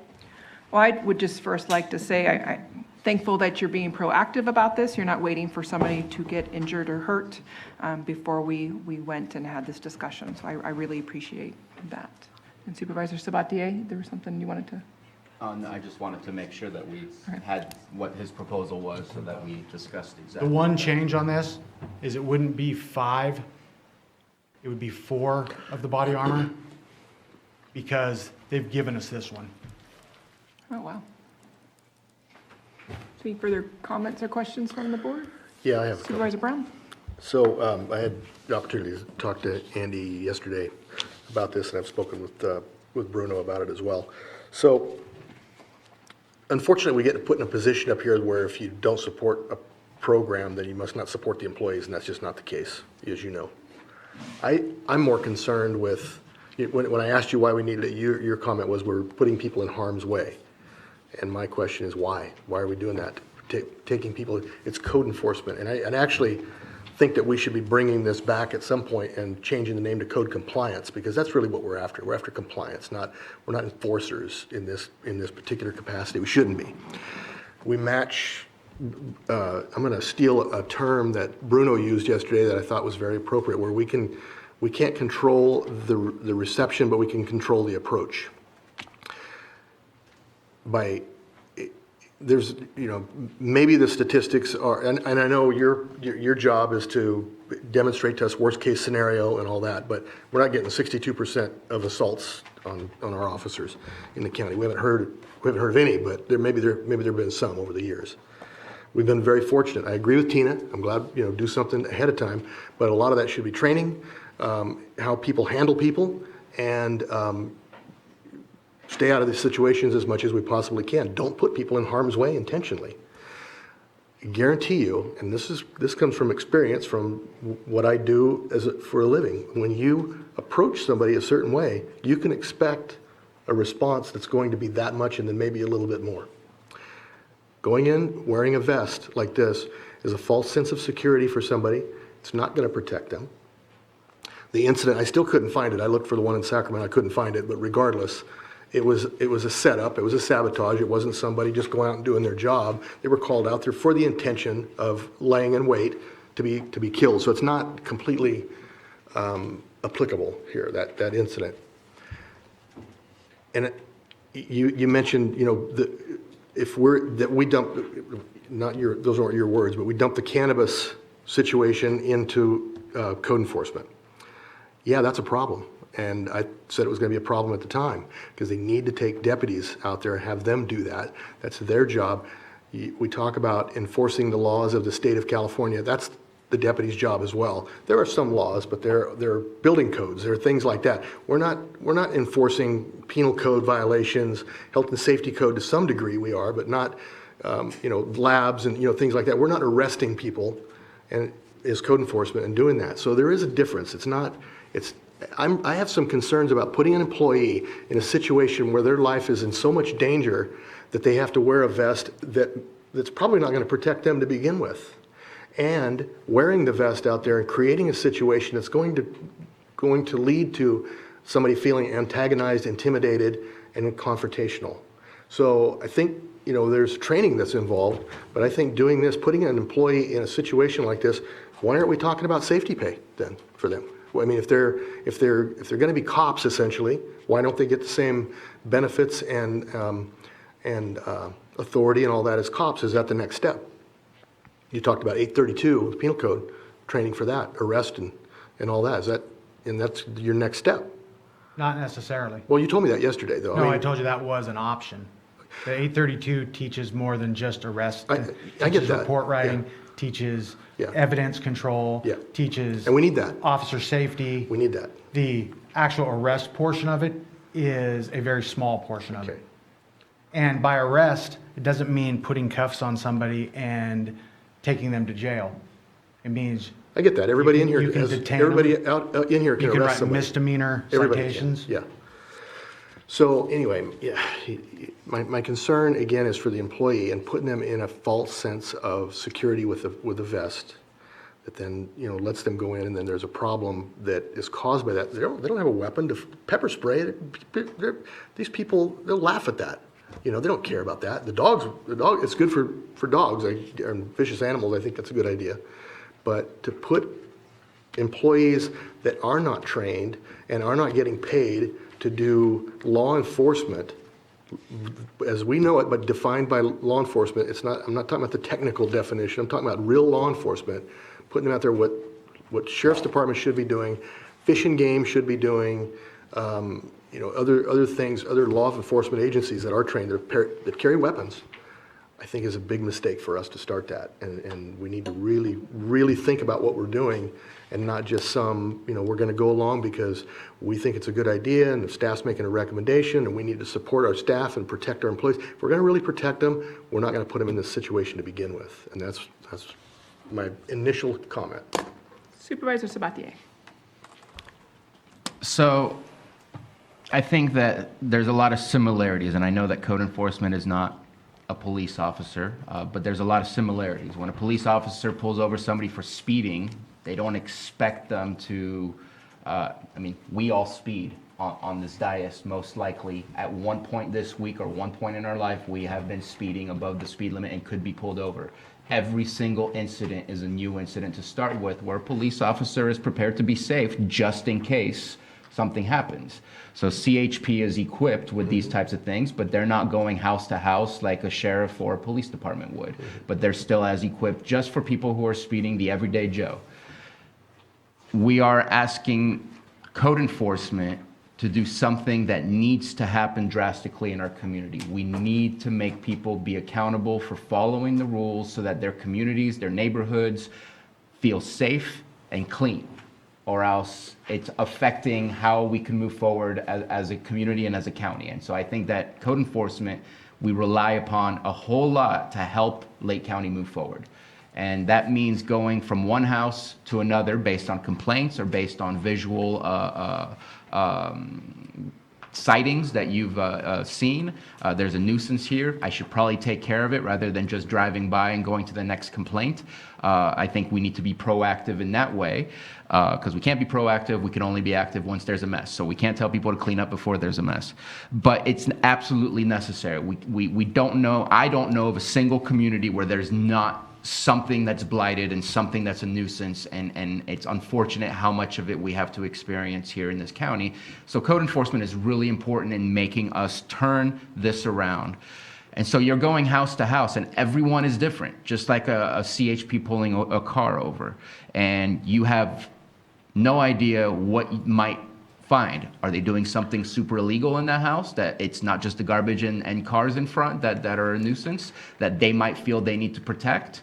I know that I saw this when I knocked on doors during my election campaigns, where people would be so nervous from my approaching their house, they would run out of their house and say hello to me so I wouldn't get any closer. You gotta see them when I go to their house.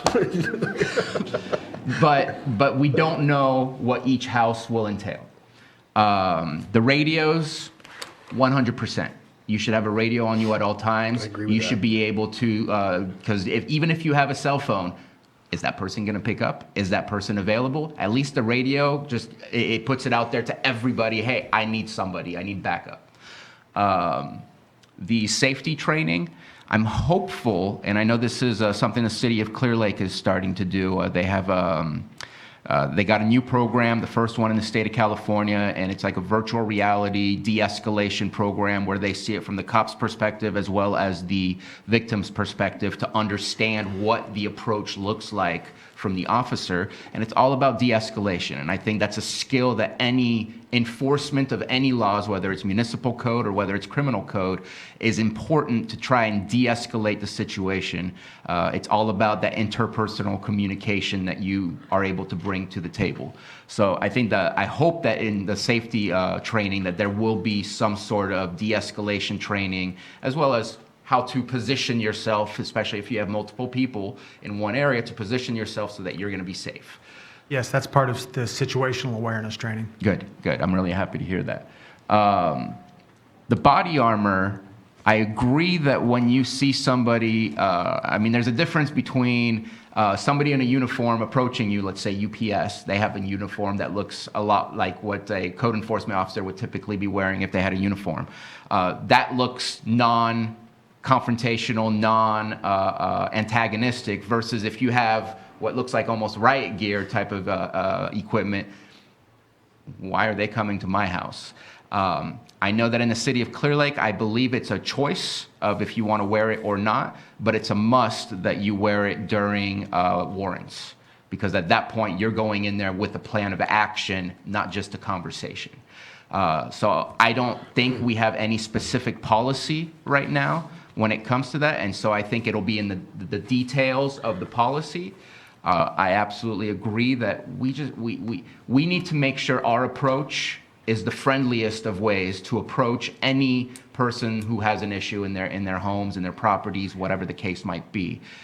But we're never going to know 100% what that reaction is going to be like. You have no idea, unless, of course, it's a known person, and at that point, you could potentially just contact the sheriff's office and say, for this one, I'm not going out until you have somebody available to go out with me. Which we do. And so there's times where you do have the knowledge, but there's a lot of times where you're not going to have that knowledge. And I don't want to look back 2 years from now and say, well, we had the chance to offer you ways to protect yourself, and this is what happened. Maybe we should have. I don't believe in giving you any weapons, but I do believe, I'm concerned that your future proposal is pepper spray, because it's great that you can have a vest and protect yourself, but if you can't get the assailant to at least stop for 5 seconds so you can run to your car and maybe get that out of Dodge, I'm concerned that you don't have any other tool available to you for that. So I would want to say pepper spray needs to be moved forward. Because whether it's an animal or a person who's just having a horrible day, or they're just going to hate you no matter what you do or say, I want you to be able to at least get out of there. And right now, I don't see that opportunity for you to get out. I see you being able to stop a bullet, but that doesn't help you to get out. I think it'll stop a bullet. So I'm not in full agreement with Supervisor Brown with the vest, but I think in the policy, there needs to be specific situations for when it should be available, or maybe how it's worn. I know, for instance, our police officers, it's not on the exterior, it's on the interior, things like that, so that it doesn't look as antagonistic of a situation that we're presenting. I want us to present, it's when I met with the California Code Enforcement Association, I said, what's your number one strategy to get compliance and to get a positive result in what you're doing? Knock on the door and have a conversation. And it's not about sending a piece of paper saying you're violating, because then they have no idea why. They haven't had that conversation. It's about building almost a relationship with that person so that they know that you're a human, they're a human, and you can talk about this and try to figure it out. And so I want to make sure that we keep that friendly approach as friendly as possible. But at the same time, you're not putting, in my opinion, you're not putting yourself in harm's way purposely. You're putting yourself in harm's way because you're dealing with random individuals who are obviously not caring about their neighborhoods enough that you have to go out there to tell them that they need to do something. And adults don't like to be told what to do. They're not kids anymore. And that makes your job a potential harm at all times, in my opinion. Supervisor Brown? Well, and I don't think we're so far apart, any of us, on this. I think we all have the same goal here, but I want to share my concerns. I'm used to getting shot down on the vote, but I'm going to at least express my concerns that maybe that'll be included in there. One of those is, if you're going to wear them, don't wear it on the outside. Try to want to be a cop, because here's what's going to happen. And this is not some theory of what might happen. I know these people. And to say that you're going to go to some random house and we don't know these people, that's a rare occasion. We know who these people are. The law enforcement knows who they are. Neighbors know who they are. You know when it's going to be good. You know what's going to be bad. There's that rare occasion where that may surprise you. But wearing a vest like this is going to create way more problems than it's going to solve. And I'll tell you why. Because the criminal element in this county and surrounding counties is very sophisticated in the regard that they know what we're doing. So they'll get a vest like that, and they'll come in and do a code enforcement raid on a marijuana garden with the intent of stealing it and taking it somewhere else. They'll do it. That's what's going to happen. So the guys that's growing it illegally is going to assume that everybody that comes in with a vest like that is going to be some other dirtbag that's trying to rob them, and that's going to put our people at risk. So if they're going to go in there with the intent of clearing out this cannabis garden without law enforcement, they're exposing themselves to unnecessary risk. So they do have control over that. And that's what I'm saying, we should not be doing that. In a conversation I had yesterday, it was described incidents of fishing games going in there with 20 guns kicking indoors. That's all well and good. You come in a half hour later. You don't need to go in there. We don't need to go in there kicking indoors. Code enforcement doesn't need to go in there at all until that place is cleared. And you're talking about warrants. They're not going serving arrest warrants. They're going there on a search warrant. Go in there when it's cleared. Fire department does that. Everybody else does it. Every civilian entity besides the legitimate cops, they do that. They have a place cleared, and they go in there. So it's not like, we need to go in there, we need to have this vest on, we need to announce ourselves, and we need to serve this warrant and all that. That's not the real world. That's not what we do.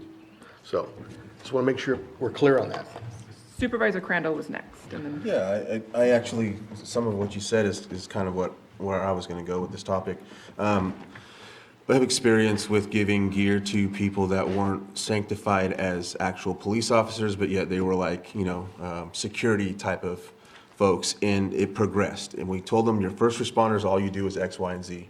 It eventually got to the point where they were pulling over with the car on, had their belt on because they had equipment like that, giving the false sense that they were. And I'm not saying you'll do that. I just want to make sure that you're cognizant that if this passes, to make sure that the people that are in the positions not get that sense of like, it just keeps growing. Always make sure that they know. It escalates. Yeah.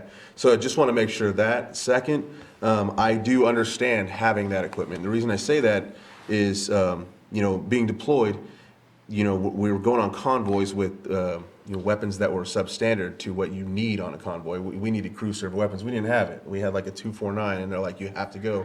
And so you're like, I'm gonna go in, and anything can happen to me, and all I have is this. Luckily we got called off, but that's kind of what I'm worried about too. You're going in with just that, and you don't have anything to protect yourself, even when it comes to the pepper spray or tasers or whatever the case may be. I think it's all important to have a combination of whatever equipment that you're asking for, but I like the policy idea that we put in place so we can make sure that if there is a warrant, this is what you do, and not just buy it and then just kind of like have a free-for-all, because I just don't want to see that false sense of the escalation of authority type of thing, and so just wanted to mention that. That's all. Supervisor Sabatier? Oh, please. One of the things I did want to bring up about the cannabis, with the ordinance as it sits today, we get a complaint of a cannabis grow, and I'll use my personal experience in the Spring Valley area. I served over 100 notices. 7 days later, I have to go back out and re-verify. So I'm going back into these grows over and over. There is no way that the sheriff's department can send an officer with me. This is just me. This isn't the other officers, what they're doing every time. But I'm bound by the ordinance that I have to do these things. I'm just trying to make us as safe as we possibly can be when we're out there doing it. I'm sorry. Supervisor Sabatier. I have a question, because I know Prop 64 and other laws have pretty much decriminalized at least a certain amount of plants. If you reach a criminal amount, let's say 1,000 plants, then absolutely our police are able to jump on those if they have the ability and availability to do so. I think that the risk of going after a 20-plant garden in somebody's backyard is a similar risk to any other code violation that you're approaching versus going to hundreds and thousands of plants. At that point, I think the criminal activity is more worrisome, and I would suggest that those not be the ones that you go after on your own, because that would scare me. So I don't know if you already have a threshold of when it is that deputies can go ahead and do it themselves, clear it out before you go in and start chopping things down. And here's the problem is, I want to push for more of those things to be chopped down. The more we shy away from going after illegal grows, the more we're going to find illegal grows. That's a problem for us, and we have to be able to deal with that. And so you want to make sure that you're protected while doing so, rather than saying, you know what, it's too scary, let's just not go after it, because then that's when people start seeing, oh, well, I can get away with this. I can go ahead and do that, and we need to not do that. So but I think it's all about the devil's in the details for the policy of use. But again, I'm just going to say, I really think that in today's discussion is, I want you to come back, and I have one vote so far, but I want you to come back with some sort of non-lethal protection weapon so that you can get out, because that vest is not going to allow you to get out. You need to be able to distract them for at least a few seconds, if not longer, to be able to get out of the field. Couple things about cannabis. Anything less than about 500 plants, the sheriff's department wasn't interested in. Fish and game might be if it was causing harm to the environment, but that's a huge procedure they have to go through that I'm not aware of how they do it. As far as our ordinance goes, I can tell you my cases for cannabis, I got 100% compliance this year of removal of the plants. Good for you. It took time, but we were also finding that people were renting homes. Just The for same that. person had 5 or 6 homes with 20, 15, 30 type plants. So they're getting smart to a point, but we're making an impact, and I think these ones growing in the backyards will diminish over the years. Supervisor Brown? So I'm glad you got 100% compliance, because that's what we're ultimately after, and that demonstrates that it's maybe not as risky. You know, you're not, you weren't in danger. Do the radios work out there in Spring Valley? Yes, when I was with the deputy, Coddington, last time, we went to some more remote areas, and we actually even got some reception out at Double Eagle. Okay, yeah, I agree with Bruno. The radios, you know, having some communication is a good idea. And, you know, I don't know what your policy is internally, but, you know, some of these situations, line them up and send 2 people out, you know. But the other thing is, okay, so walk us through this real quick. You go out there and you get a, how do you know they're out there to begin with? So You had 100 of them. most of them are complaint driven. Comes through So you our had- complaint process. So most of the 100 that you had were complaint driven by neighbors? I would say 85% of them Okay. in the Spring Valley area were complaint driven. Okay, so you got that, and then, And I put it on my schedule. Usually I made it a cannabis day, for lack of a Yeah. better term. Okay. And I would start at one end of the valley and start working my way through. If I could visually see the plants, I would go knock on the door. 30% of the time, nobody ever answered the door. I could hear them in there, but they wouldn't come to the door. I would notice the property. I would send out the legal documents to the owner of record. 7 days later, I'd come back. If their plants are still there, the notice of fine would be hung and again mailed, and we'd start the time clock of fines, $1,000 a day. So you were covering complaint-driven ones as well as anything? Yes. okay, Yes. so as you're driving along, you're seeing these.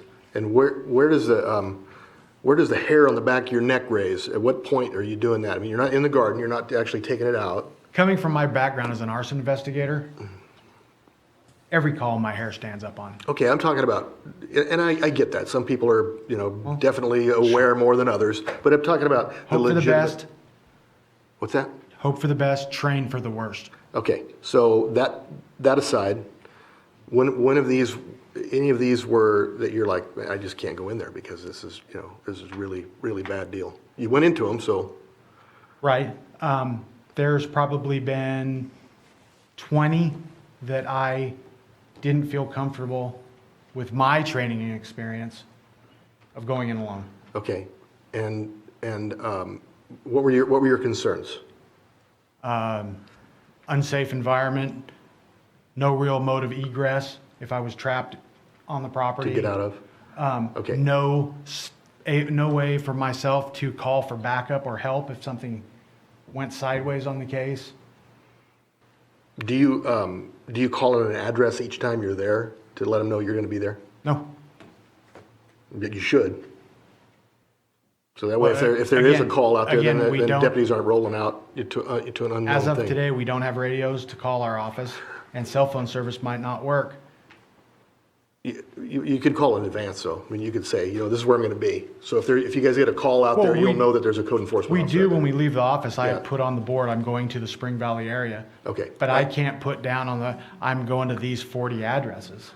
Well, maybe you should, because people need to know where you're going to be, where you're going to be out at. I think if you're that concerned, I mean, I'm not trying to be critical here. I'm just saying, this is from my experience. This is what I do. Well, that would be part of me And I'll guarantee trying to you, get the radios. do you think that vest is going to legitimately protect somebody in a situation like that? Are you going to send somebody out there with a vest without anybody knowing they're out there, anything like that? Probably not. No, we are going to write policy on proper procedures on when you go to a property, that you call in, you let them know you're there, just like law enforcement does. You let them know that you're code 4, that everything's okay right now. Exactly. That's my point. You let them know where you are, and you let them know you're okay when you leave. Anita, would you like to chime in? I would, just from a risk management standpoint. I can tell you that one of the things that it appears all counties have in common, and your board's been talking about it today, is if a code officer goes to a site and it looks as if, or he or she has the sense it might be dangerous, they're allowed to leave. That's a major distinguishing feature from military and law enforcement, where they have to keep going. And that's a massive safety device in all circumstances. I would also say that because they don't have the training of law enforcement, which takes a considerable period of time.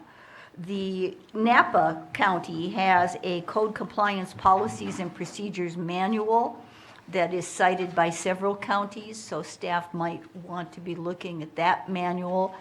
Napa County does allow for vests and various other protective devices, but they have a very thorough policy. Your board may want to consider something like that. I'm also aware that a number of counties, in addition to whatever other training, and I have no idea whether the Sheriff's Department would have the staff or the time to do this, but code enforcement will have periodic meetings with the Sheriff's Department regarding de-escalation and approaches at various sites to get some hints and how-tos and suggestions from professional law enforcement officers. So there's a number of options out there to help code enforcement. Supervisor Simon. Yeah. Obviously, I think great conversation today, but moving forward, I think we're moving in the right direction. I appreciate the proposal today. I think the concerns are definitely valid from Supervisor Brown and Sabatier about, how you're going to use the vest maybe in certain situations. So I think coming back with policy and procedures, and I completely agree with the pepper spray. It's non-lethal, but it gives you an opportunity hopefully to get away from a situation. And I know we've been talking about cannabis today, but we sat right here in this room just a couple of weeks ago in an appeal hearing where we had a very aggressive individual, and it may not be a cannabis. It may be, hey, I just don't like what you're saying on my property. So in today's day and age, I think being proactive instead of reactive is the right way to do it. Obviously, I do agree with, if you have the vest on the outside, it definitely would bring, a little more tension in the situation. But if a shirt's over, it's got code enforcement, got everything going. I think everything you proposed today, I think, is moving in the right direction. If you look at our vision for 2028, code enforcement and cleaning up our community is a big part of that. And hopefully we're going to continue on our budget decisions here at the board, giving more money so we can keep moving in the right direction we have been. I appreciate the hard work. I know the cannabis grows in our area, that complaints have came in. The word is getting around that we are out there and we are doing those things. But when word gets around, the bad actors also understand that things may be coming down the pipe. So I think being proactive is good. So today with your proposal, I'm in favor of moving forward with the body armor, with the policies to follow. As far as radios and communication, that's an absolute necessity. And I would agree with Bruno of moving up the pepper spray issue. And also, all training should be done for all departments as often as possible. Since there's an officer training out there, we should definitely be able to move forward with that and coordinate with those things. So those are my thoughts on it. Supervisor Brown? Well, I'm not sure if this is how you meant it, but you said move forward with this and then policy to follow. I think it should be just the opposite. I want to see the policy first before I approve the use of this. I agree with the radios and, spray for animals or whatever, but I really got to see some policy here before I just say, yeah, go ahead and go out and start arming people with vests and to me, it's a dangerous proposition to give people the false sense of security. You put them in, I got some real, that hair on my neck is raising on this one. So I think we're in dangerous territory and putting people at risk unnecessarily by doing this. Supervisor Sabatier. We mentioned a couple of times the California Code Enforcement Association. Are we a member of that? Okay, I just wanted to make sure. Yes, I'm an active member. Kathy's an active member. We just need to get the other officers to become members. Right.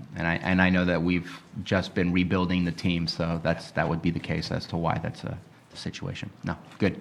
Is there anything further from the board before I open up to public? Is there any public comment or questions on this item? Okay, seeing no movement, then I'll bring it back to the board. I would like to see this maybe in a motion. I know it can either be consensus. So, Madam Chair, I move that we come back to the board with a policy on equipment use afforded to the code enforcement team, as well as moving forward with obtaining radios, radio holsters, and committing to officer safety training, as well as preparing for body armor based on policy use. Second. I have a motion and a second. All in favor? Aye. Any opposed? Motion carries. Thank you. We'll take up our 7.4 item, sitting as Lake County Sanitation District Board of Directors. Consideration of contract change order number 5 with KJ Woods for Anderson Springs Sewer Collection System for an increase of $3,659.39 and a revised contract amount of $7,100,693.87. Jan. Jan Carpenter, Special Districts Administrator, and I'm here to ask you to consider change order number 5 and our final change order for the contract with KJ Woods for the Anderson Springs sewer collection lines. This is during the final punch list and some wrapping up to get the closeout of the encroachment permit. We identified 3 valves that needed to be eliminated. They were in drainage ditches. And this change order in the amount of $3,659.39 was the extra charge to ask them to come back up and do work that was not in the original contract. Okay. Questions or comments from the board? So Supervisor Sabatier. I have a facetious comment to make and also a real comment to make. One is we've already approved the completion of the project, so I think that we can't vote on this. Seems to me that we should have done that in an order that made sense to approve this and then approve the completion. But anyways, but the second one is, because obviously the work has been done here before we're approving, and to me a change order is different than what I brought up for 5.8. Whenever we start a project, there's always going to be little things that might change, and we should always expect a contingency plan of sorts of about 10%, similar to a bid. And to me, once we approve of a project to go ahead and move forward, that when it's within that contingency, that's just, to me, that's part of making sure the project gets completed in time and so on and so forth. So just wanted to make that statement since it seemed like it was kind of 2 similar things. But I appreciate that this project is done and completed. And I agree with that. It puts staff in an awkward situation. Sometimes you have field staff, things need to happen, change order comes up. You can't demobilize, wait 2 weeks to get approval and remobilize. You have to approve something, even though I know legally, I'm not authorized to approve this change order, but in the field, in the moment, at the time, you have to say, get her done. And it is a little bit awkward, but it's our 2-week lag time. Had this been able to go on consent, you would have approved this before you did the consent item this morning. But yeah, we do have some hoops that we jump through that puts us all in a little bit of a bind, but we just want to do the right thing. But obviously, this contractor's in San Francisco, I couldn't say, go away, come back in 2 weeks and do $3,000 worth of work. It would cost much more money, so that's a situation that we're just up against and we have to deal with. Anything further from the board before I open up to public? Is there any public comment or questions on this item? See no movement, I'll bring it back to the board.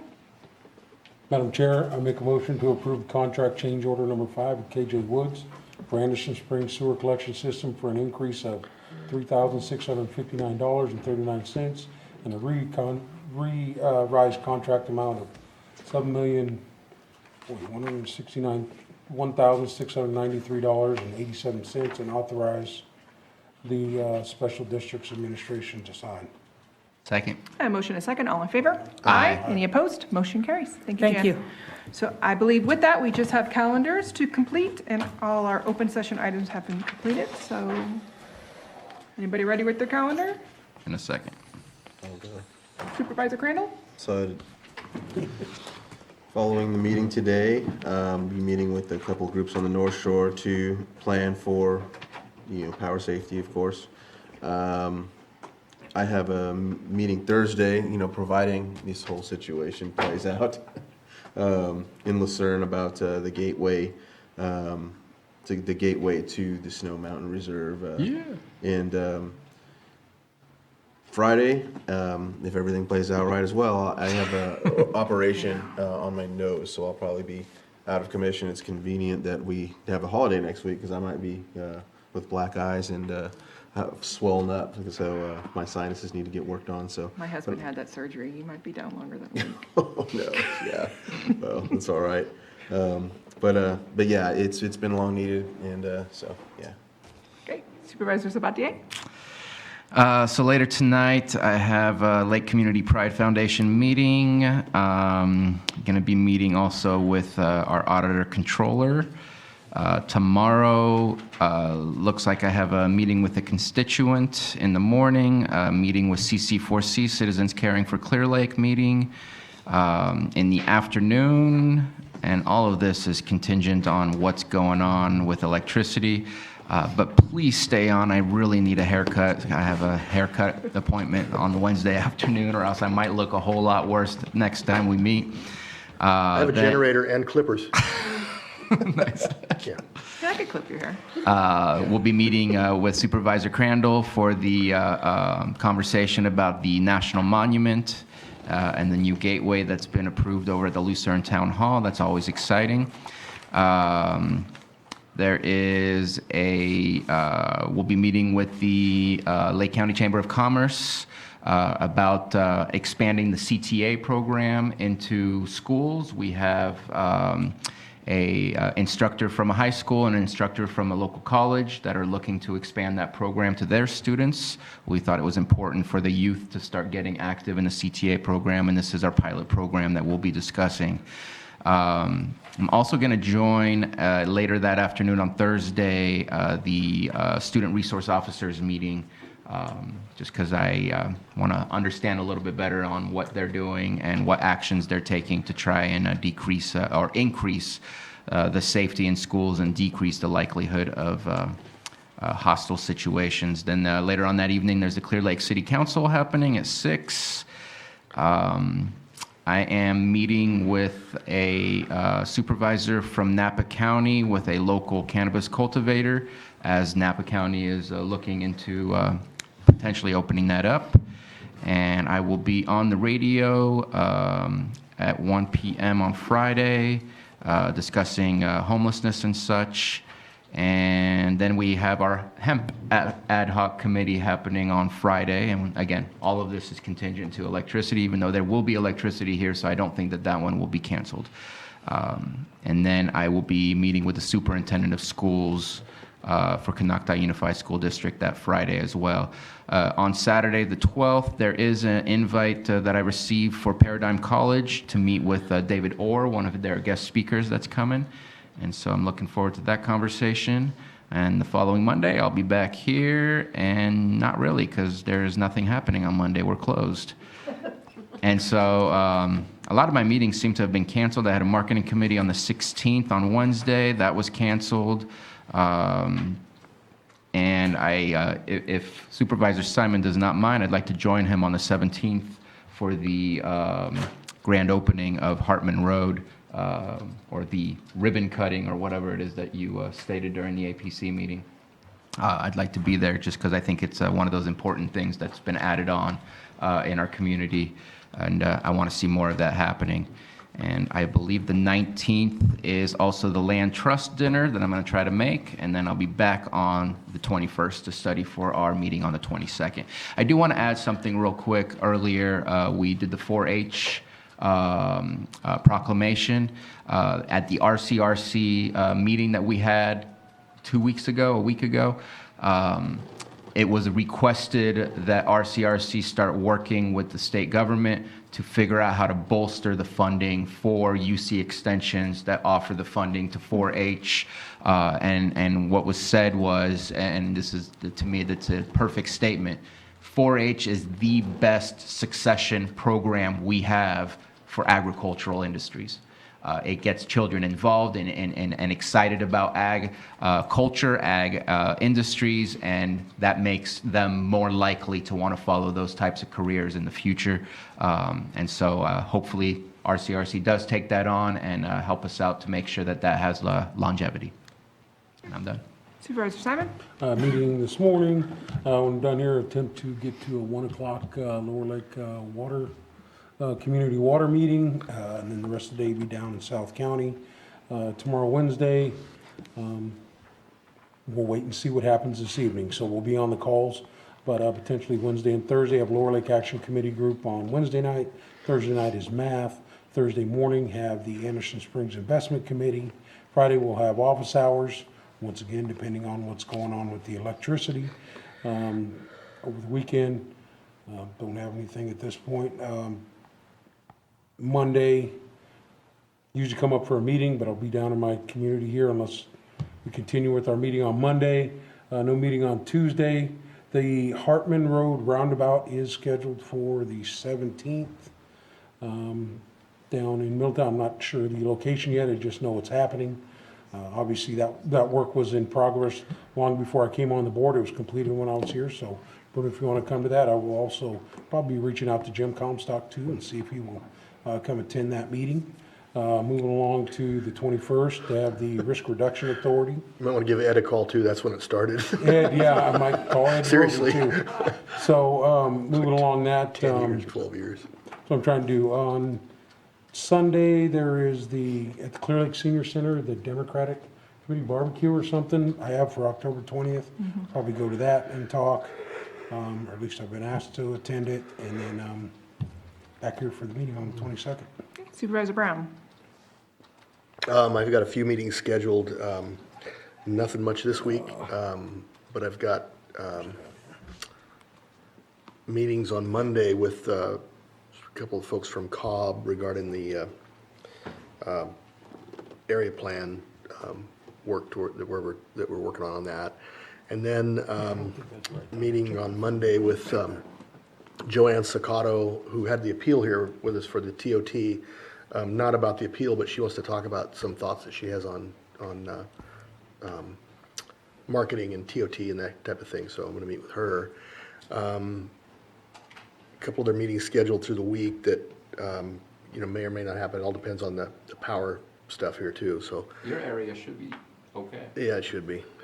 It's going to be fine whether they shut the power off or not. It'll be fine. You might be really busy there we'll be too. okay. Your area might be popping if you're the only ones with power. Is that it? It'll be fine. Now I got, I'm doing another Canocti tour on the 19th. I may be doing two actually that day, so those are kind of fun to give a historical tour of the mountain and Kelseyville and some of Lake County on those tours. They've been pretty successful this year. And we actually just spoke about that at the APC, at the LTA meeting, how good those have been. Great. Okay, today I have a fire board meeting at 5 p.m. at Lakeport Fire District. Tomorrow I have a Hope Harbor meeting at 11:30. I believe the first 5 meetings just been canceled. That was 2 o'clock, but I have to check into that. And then there's a track meet in Kelseyville that are cross country at 3:30. Thursday, I'll be in the office in the morning, and then a Seroptimus meeting at noon in Clear Lake, I guess if the power is on. On Friday, I have meetings in the morning concerning helping our homeless neighbors.